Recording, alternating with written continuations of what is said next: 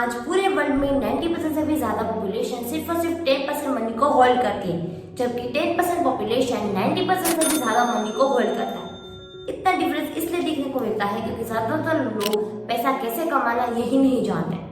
दरअसल दुनिया के ज्यादातर पेरेंट्स ये मानते हैं कि अगर उनके बच्चे काफी ज्यादा पढ़ाई करेंगे तो वो अच्छा पैसा कमा पाएंगे और अच्छी खुशहाल जिंदगी जी पाएंगे। लेकिन कितने भी मार्क्स और परसेंटेज आने पर भी सिर्फ और सिर्फ डिग्री मिलती है, पैसा नहीं। क्योंकि पैसा कमाने के लिए तो चाहिए फाइनेंशियल नॉलेज और ज्यादातर स्कूल कॉलेज में फाइनेंशियल नॉलेज नहीं दिया जाता। तो ऐसा क्या करें कि फाइनेंशियल फ्रीडम भी मिले और अच्छा पैसा भी बना ले। तो इसके लिए 1997 में रॉबर्ट कियोसाकी ने एक बुक लिखी जिसका नाम है रिच डैड पुअर डैड। ये बुक आते ही मार्केट में धूम मचा दी और ये बन गई बेस्ट सेलिंग बुक। तो आज की इस वीडियो में मैं आपके साथ शेयर करने वाली हूँ रिच डैड पुअर डैड के 6 लेसन, वो भी आसान भाषा में और एग्जाम्पल्स के साथ, ताकि इस बुक के सारे लर्निंग्स आप आसानी से समझ सके और अपनी लाइफ में उसको अप्लाई कर सके। दरअसल रिच डैड पुअर डैड कोई दो फादर की कंपैरिजन नहीं है, ये दो माइंडसेट है रिच और पुअर के बीच का। यहाँ पे पुअर डैड यानी कि रॉबर्ट कियोसाकी के बायोलॉजिकल फादर वो काफी ज्यादा पढ़े लिखे थे और वो एक कॉलेज में प्रोफेसर थे, लेकिन पूरी जिंदगी उनको फाइनेंशियल क्राइसिस बहुत ही ज्यादा रहे। बहुत ही ज्यादा पैसों के स्ट्रगल की वजह से रॉबर्ट उन्हें पुअर डैड कहते हैं, जबकि रिच डैड यानी कि रॉबर्ट के फ्रेंड माइक के फादर वो बहुत पढ़े लिखे तो नहीं थे, लेकिन वो बहुत ही बड़े बिजनेसमैन थे और उन्हें पैसे की काफी अच्छी समझ थी और उन्होंने ही रॉबर्ट को फाइनेंशियल नॉलेज दिया हुआ था, इसलिए रॉबर्ट उन्हें रिच डैड कह के बुलाते हैं। जब रॉबर्ट 9 साल के थे तब उनकी स्कूल में पढ़ने वाले अमीर बच्चों को देखकर उन्हें भी अमीर बनने की तमन्ना होती थी। इसीलिए एक दिन वो अपने पुअर डैड से पूछता है कि अमीर कैसे बना जाए। तब उनके रियल डैड यानी कि उनके जो बायोलॉजिकल फादर थे उन्होंने उसे समझाया कि तुम्हें अगर इस क्वेश्चन का आंसर चाहिए तो तुम्हें तुम्हारे दोस्त माइक के फादर से जाके ये क्वेश्चन पूछना चाहिए, क्योंकि वो काफी ज्यादा भी पैसे बना रहे हैं और वही तुम्हें इस क्वेश्चन का सही आंसर दे पाएंगे। और फिर रॉबर्ट अपने दोस्त माइक के फादर से जाके मिलता है और यहीं से रॉबर्ट कियोसाकी की जर्नी स्टार्ट होती है फाइनेंशियल नॉलेज को लेने की। रिच डैड उन्हें लाइफ के डिफरेंट स्टेज पे अमीर बनने की और अमीर बने रहने की इम्पोर्टेंस फाइनेंशियल नॉलेज देते हैं और इसी के साथ वो डिफरेंट कॉन्सेप्ट को भी समझाते हैं कि पैसे को कैसे मेंटेन करे, पैसे को कैसे काम पे लगाए और साथ ही में ये भी बताते हैं कि गरीब अगर इन सभी लेसन्स को फॉलो करे तो वो भी अमीर बन सकते हैं। तो जैसे रॉबर्ट ने रिच डैड से फाइनेंशियल नॉलेज लिया, उसी तरीके से हम भी उस नॉलेज को लेसन्स के थ्रू समझेंगे। Lesson number 1, rich don't work for money, money work for them. Robert के रिच डैड बताते हैं कि दुनिया के ज्यादातर लोग कई दशकों से एक विशेष तरह के ट्रैप में फंस चुके हैं और वो इसे रेट रेस करके बुलाते हैं।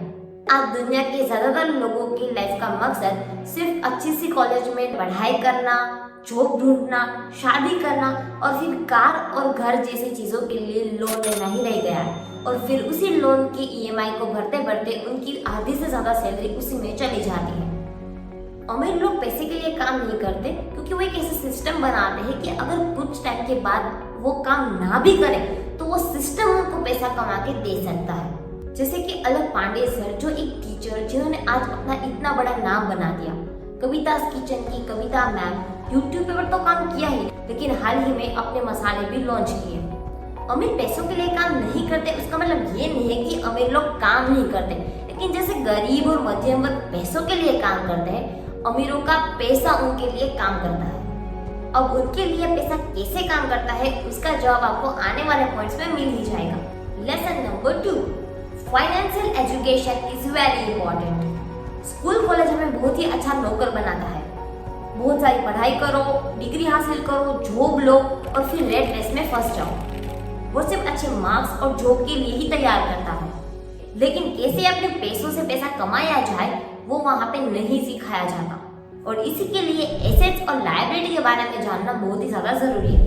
एसेट यानी कि वो चीज जिसे खरीदने के बाद वो चीज आपकी जेब में पैसा डाले और लायबिलिटी यानी कि ऐसी चीज जिसको खरीदने के बाद वो आपकी जेब से पैसे निकालती है। लेसन 2 में रॉबर्ट कियोसाकी ये लिखते हैं कि अगर आपको ज्यादा से ज्यादा पैसा कमाना है तो आप अपनी इनकम बढ़ाएं, ऐसे एसेट्स को खरीदने पे अपना ध्यान केंद्रित करें। हो सके उतनी अपनी एसेट की कॉलम को गहरा बनाएं, उसको बड़ा बना ले जाए।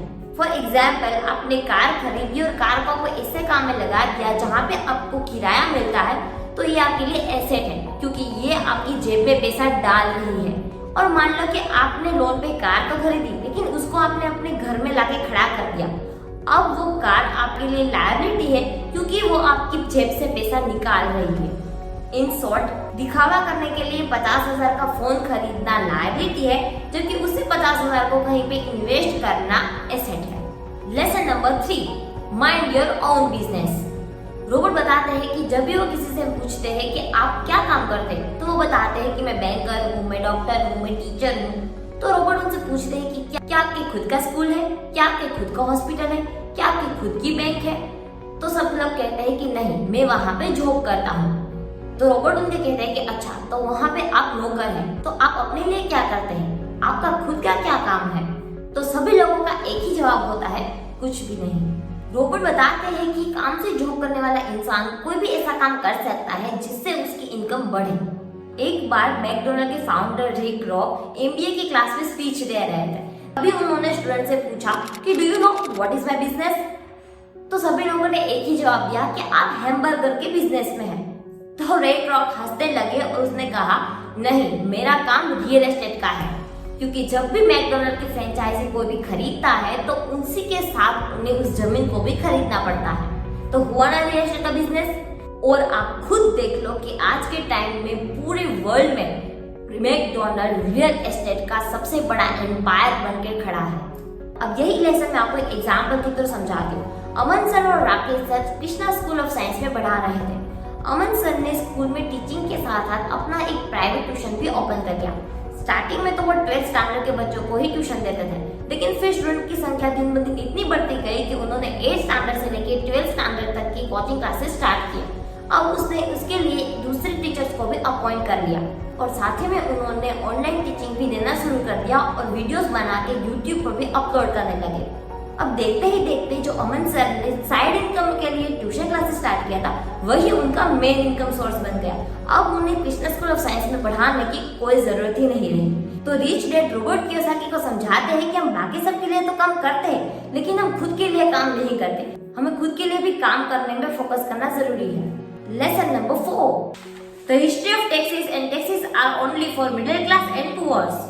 टैक्स असल में अमीर और गरीब के बीच के मौजूदा फर्क को खत्म करने के लिए बनाया गया एक सिस्टम था। यानी कि शुरुआत में सिर्फ अमीर लोगों के ऊपर ही टैक्स लगता था और उन टैक्स के पैसों से गरीबों की सुविधाओं के लिए खर्च किया जाता था। लेकिन समय के साथ साथ अपर मिडिल क्लास और मिडिल क्लास लोगों पे भी टैक्स लगना शुरू हो गया। और अगर आज की बात करें तो ये मामला पूरी तरीके से उल्टा हो चुका है, क्योंकि आज अमीर लोग अपने दिमाग और चालाकी से अपने आप को टैक्स देने से बचा लेते हैं। बड़े बड़े अमीर उद्योगपति पहले तो पैसा कमाते हैं, फिर उस पैसे से अपनी जरूरतें और ख्वाहिशों को पूरा करने के लिए खर्च करते हैं और बाद में जो बाकी बचता है उसके ऊपर टैक्स पे करते हैं। जबकि अपर मिडिल क्लास और मिडिल क्लास सबसे पहले पैसा कमाते हैं और कमाने के साथ ही में टैक्स भी पे कर देते हैं और फिर जो बाकी बचता है उसको अपने ऊपर खर्च करते हैं। Lesson number 5, work to learn not to earn.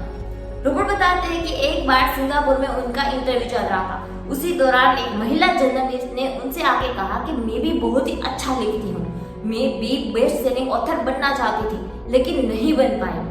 तब रोबोट कियोसाकी उनको एडवाइस देते हुए कहते हैं कि मेरी बुक के टाइटल पेज पे देखो, यहाँ पे बेस्ट राइटिंग ऑथर नहीं लिखा, यहाँ पे लिखा है बेस्ट सेलिंग ऑथर। अगर तुम भी बेस्ट सेलिंग ऑथर बनना चाहती हो तो तुम्हें सेल्स की ट्रेनिंग लेनी चाहिए। यह सुनकर वो महिला जर्नलिस्ट नाराज हो गई, क्योंकि वो काफी ज्यादा पढ़ी लिखी थी और इंग्लिश लिटरेचर में उन्होंने मास्टर डिग्री भी हासिल की हुई थी और उसके हिसाब से सेल्स का काम सीखना उनके स्टैंडर्ड का नहीं था। रोबोट कहते हैं कि पूरी दुनिया काफी ज्यादा टैलेंटेड, स्मार्ट और इंटेलिजेंट लोगों से भरी पड़ी है, लेकिन जब तक आप अपने टैलेंट से कैसे पैसे कमाइए ना जान ले, तब तक आपका टैलेंट पूरी तरीके से बेकार है। और इसी महिला जर्नलिस्ट की तरह कई सारे ऐसे लोग होते हैं जो सीखने के लिए काम नहीं करते। अगर ये महिला जर्नलिस्ट सेल्स की ट्रेनिंग सीख ले तो हो सकता है कि वो आगे आने वाले साल में बेस्ट सेलिंग ऑथर भी बन जाए, लेकिन वो नहीं सीखती और इसीलिए गरीब हमेशा गरीब रह जाता है और अमीर सीखता रहता है, इसलिए अमीर और अमीर बनते जाते हैं। Lesson number 6, overcoming obstacles. कई सारे लोगों को पैसों की बेसिक समझ तो होती है, लेकिन उनके रास्ते में कुछ ऐसी रुकावटें आ जाती है जिनकी वजह से वो कभी आगे ही नहीं बढ़ पाते।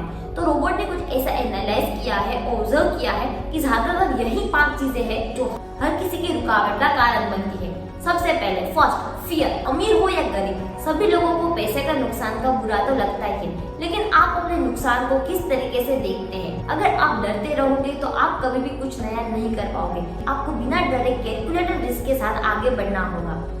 दूसरा ऑब्स्टिकल्स, डाउट, अपनी खुद की काबिलियत पे शक करना। अगर मैं कहीं पैसा इन्वेस्ट करूंगा और कहीं वहां पे नुकसान हो गया तो क्या मैंने जो प्लानिंग बनाया है वो सफल नहीं हुए तो। इसी तरीके से डाउट में रहने से आपके सामने आई हुई अपॉर्चुनिटी को भी आप गवा देते हो। तो डाउट करने की बजाय आपको सेल्फ कॉन्फिडेंस के साथ आगे बढ़ना होगा। थर्ड ऑप्टिकल, लेजीनेस, आलस किसी भी इंसान को आगे नहीं बढ़ने देता। आलस करना यानी कि समय को बर्बाद करना। Fourth obstacle, bad habits, robot बताते हैं कि अगर किसी भी दो पर्सन की कंपैरिजन की जाए तो उनकी आदतों में काफी फर्क नजर आएगा। और आदत ही ऐसी होती है कि जो इंसान को बनाती है। आपकी जैसी आदतें होगी उससे ही आपका फ्यूचर डिसाइड होता है। ऑब्स्टिकल नंबर 5, ईगो, अहंकार कभी भी किसी भी व्यक्ति को आगे नहीं बढ़ने देता। अगर कोई ऐसा सोचता है कि मैं महान हूँ और मुझे जो आता है उसी से मैं पैसा कमाऊंगा तो वो फिर उस इंसान को बर्बाद कर देता है, क्योंकि वो उसी अहंकार की वजह से अपना ही नुकसान करवा देता है। इससे तो अच्छा है कि वो ईगो को साइड में रख दे और नई नई स्किल सीख के आगे बढ़े। और लास्ट में रॉबर्ट कियोसाकी सजेस्ट करते हैं कि आपको think and grow rich book भी जरूर पढ़नी चाहिए। मैंने ये बुक पढ़ी हुई है और नेक्स्ट वीडियो उसी पे मैं लाने वाली हूँ। तो अगर आपने चैनल को सब्सक्राइब नहीं किया तो सब्सक्राइब कर लीजिए। नेक्स्ट वीडियो में मिलते हैं थिंक एंड ग्रो रिच के लेसन के साथ।